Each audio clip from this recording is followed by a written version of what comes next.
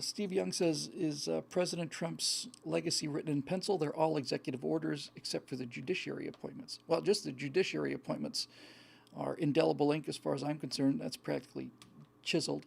Um, uh, and and the economy is booming. So, that wealth that's been generated isn't going anywhere. Um, I think,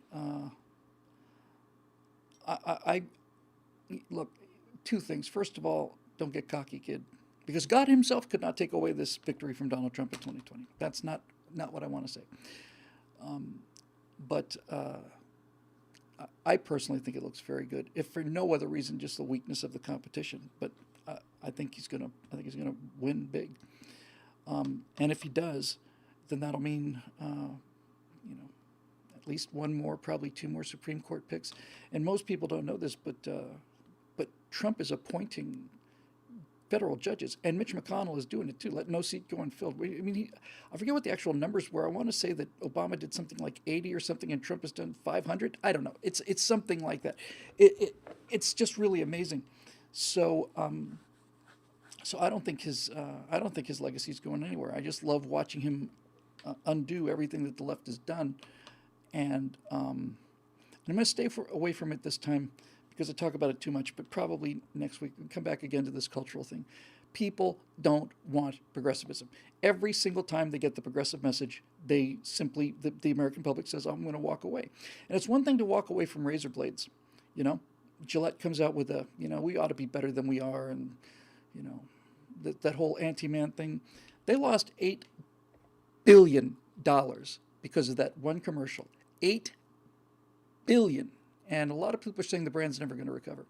I think it's probably true, and I don't think it deserves to recover either. That's what you get for get woke, go broke. But the whole pop culture is walking away from the things they love. Then we're not going to take your progressive Terminator, not going to take your progressive Ghostbusters, not going to take your progressive Star Trek, we're not going to take your progressive Star Wars, we're not going to take any of it. Doctor Who, it's dead to me. I don't know if anybody else besides me really understands how unbelievably important this is. It's unbelievably important. It basically is saying, I told you I wouldn't go here, now I am going here. It basically is saying that even when they have the ability, like that parasite wasp, to embed their philosophy into something that people love so that it will hatch inside them and grow, people would rather walk away from Star Wars than endure woke wars. That's awesome.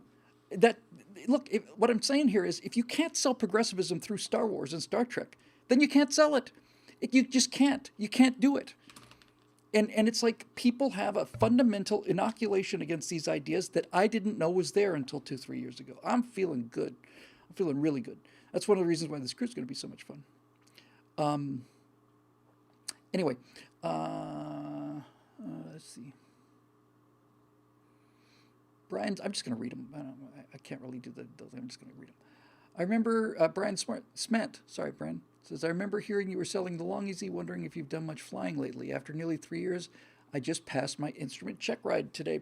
Brian, congratulations.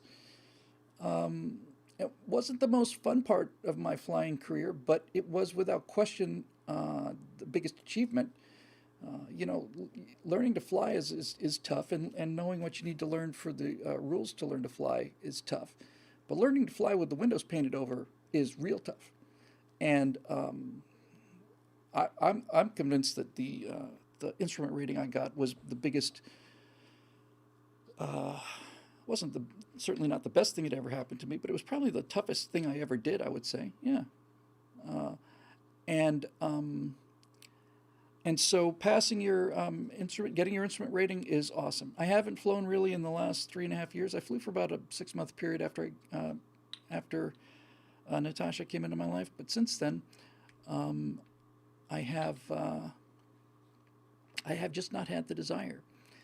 The reason I sold the plane was because it was sitting there for 4 months. So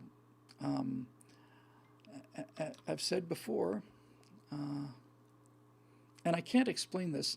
I think maybe other pilots can understand it, but if you're not, I don't think you can. People say, "Do you miss flying?" It's like, no, I've flown everywhere that you can fly from Southern California. I don't miss flying. I miss being a pilot. But I guess I'll always be a pilot. There's no expiration date on my pilot's license, so yeah, that's that. Um,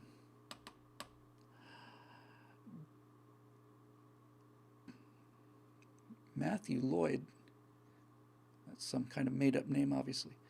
Um, if the Strata cruise goes well, would you consider other kinds of group trips, perhaps a cruise down the French Riviera, a tour of Italian wine country, Bill Whittle visits Japan, etc.? If this cruise does actually, human contact sold the plane, yeah.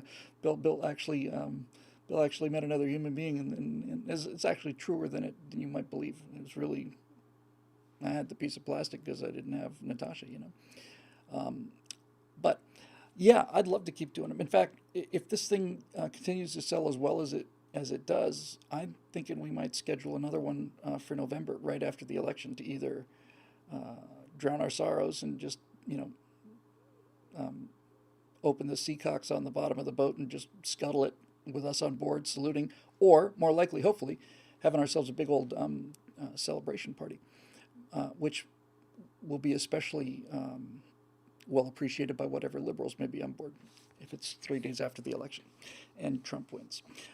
So yeah, so I'd love to do some more of these things, and I think that I think the best selling point for the cruise will be people watching what happened on the cruise. This one is kind of a it's more than proof of concept.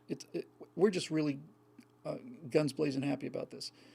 But I think when people see how much fun we have and the group pictures and all the rest of it, I think that'll definitely sell the next one. So we're planning to do a bunch of them. So let's see.